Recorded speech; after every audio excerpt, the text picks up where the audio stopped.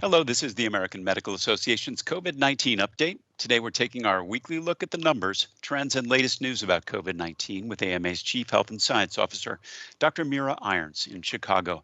I'm Todd Unger, AMA's Chief Experience Officer in Chicago. Dr. Irons, the first topic that's on everyone's mind is the approval of the Pfizer vaccine on Friday. Can you talk a little bit about this good news and next steps from here? Oh, absolutely, Todd. It is good news. As everybody knows, I think that the Pfizer vaccine was approved. It was the Pfizer-BioNTech mRNA vaccine. The FDA issued the authorization on Friday evening. Prior to that, however, there was a full-day meeting of the External Advisory Committee on Thursday. That completely interrogated the evidence, presented data on both the status of the current pandemic and the evidence, and approved the recommendation for the EUA. The FDA acted on that Friday evening. Saturday, the Advisory Council for Immunization Practices, which is the CDC arm of this process, approving and recommending vaccines in the United States is a two-step process. The FDA approves or issues the authorization for the vaccine itself, and then the ACIP committee issues recommendations for its use in the United States.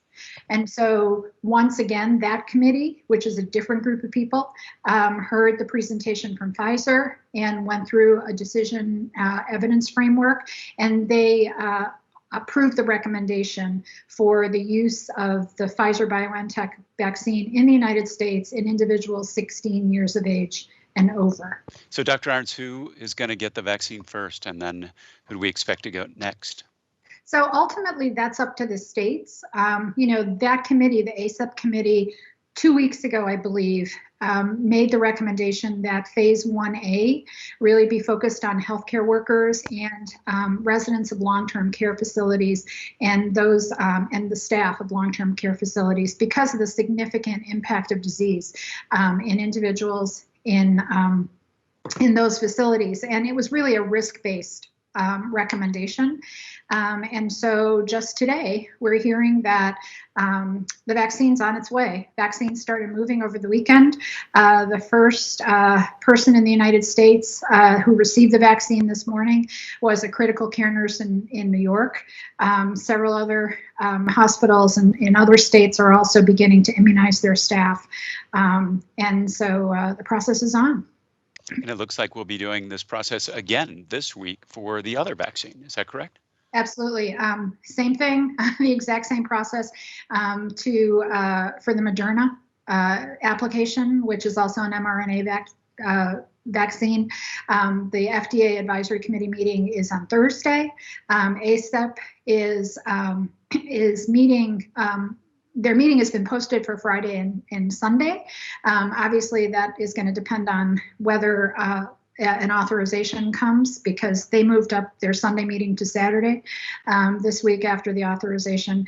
And the meeting materials for anybody that's interested will be posted tomorrow on the FDA website, which includes information from both the manufacturer, Moderna, and also the CDC recommendations to the committee. Well, the arrival of vaccines couldn't come too fast because the numbers continue to be on a terrible trajectory.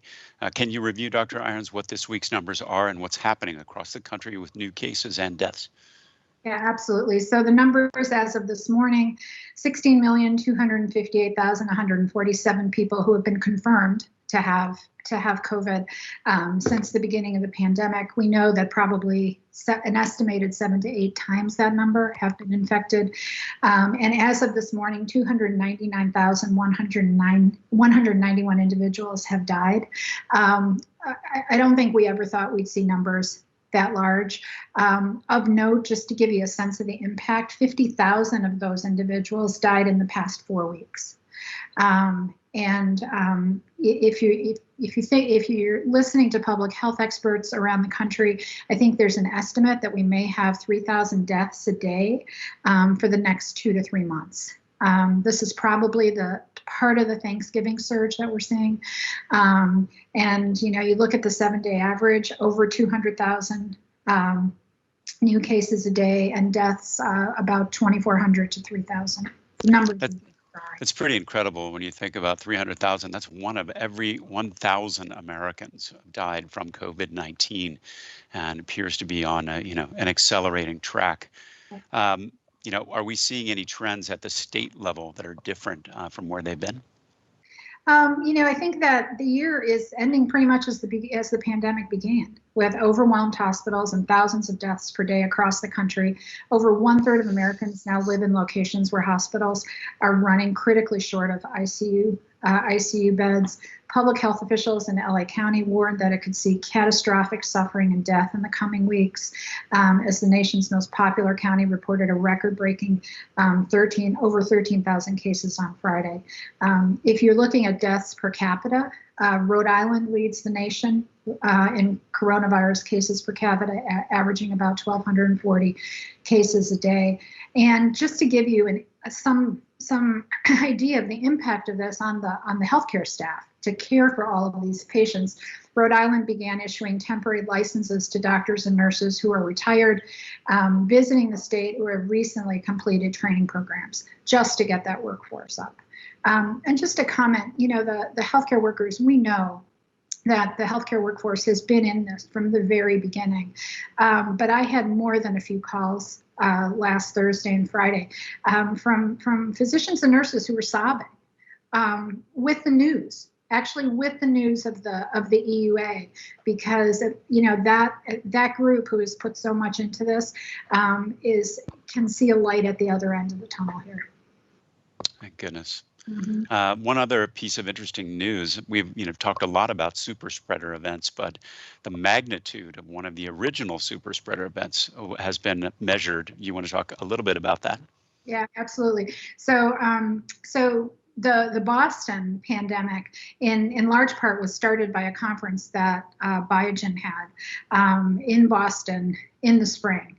And the geneticists actually have issued several reports over time, but by following the genetic footprint of the virus, they were able to show early on that I think it was about 70,000 individuals in the Boston area may have contracted COVID secondary to that conference.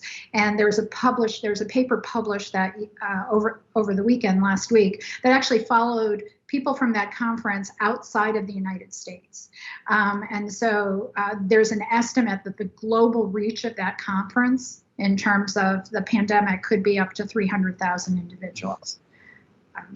Wow. So we're, I guess the way you had summarized before, we're in for a couple of tough months. Yeah. We still haven't seen the complete impact of Thanksgiving. We're coming up to Christmas and the holidays with more travel, and people are fatigued. What do you see coming from the Biden administration to prepare to take this on? Well, so the President-elect Biden has said that that they want 100 million doses given within the first 100 days of his presidency, and he's also asked people to wear masks for the first 100 days of his presidency. I think the one thing we really have to remember is that a significant portion of the country has to be vaccinated in order to achieve herd immunity, and so we can't let our guards down. As soon as people are vaccinated, people are still going to have to wear masks. They're still going to have to socially distance until we can get enough people vaccinated. And so it's really important for physicians, nurses, the healthcare workforce to not only get vaccinated, but also to start to dispel a lot of the misinformation out there, and to provide a lot of information about the need for vaccination to end this pandemic in the United States. Well, on that particular topic, of course, the effectiveness of the vaccine relies on people getting it, and vaccine confidence continues to be an issue. Where are you on vaccine confidence, and what can we do to increase that? I think that the different polls are saying different things. An AP poll released this week found that half of Americans were ready to take the vaccine, with a considerable partisan divide. A recent Gallup poll showed more acceptance. It was up to about 63% of Americans now saying they'd be willing to take a vaccine. That was up from 58% in October. And this is just my opinion, I think that the slow rollout of the vaccine, and it's slow because it's of such significance, and we're going to have a limited number of doses in these early months, may actually be to our advantage, because there are some people in that hesitant phase who didn't want to be in the first group.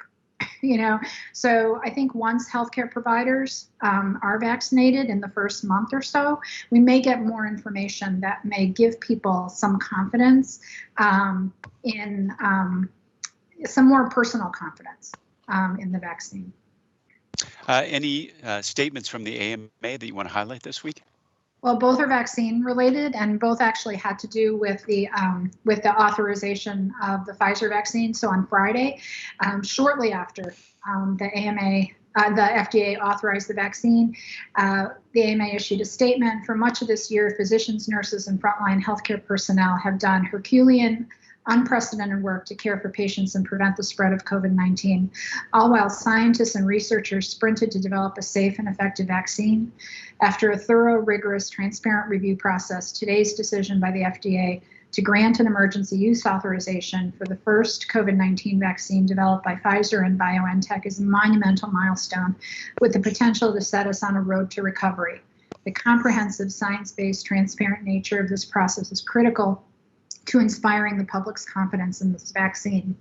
And then Saturday, after the Advisory Committee on Immunization Practices issued its recommendations, the statement was, with the recommendations approved today by the Advisory Committee on Immunization Practices for the use of Pfizer-BioNTech COVID-19 vaccine in persons aged 16 or older in the U.S. population, we are one critical step closer to the first vaccines being distributed and administered. We commend ACIP for their transparent, science-based recommendations, which the AMA recognizes as the standard that physicians should follow when making decisions about vaccinating patients. And we've tried to do this from the beginning. We've tried with the webinars to bring the leading people from the CDC and the FDA, and those webinars are still archived on our website, so that healthcare workers, physician and the other healthcare workers, can actually feel confident about the rigorous science-based process that has been used. Indeed, and if you'd like to take a look at those webinars, you'll also find them on the AMA's YouTube channel.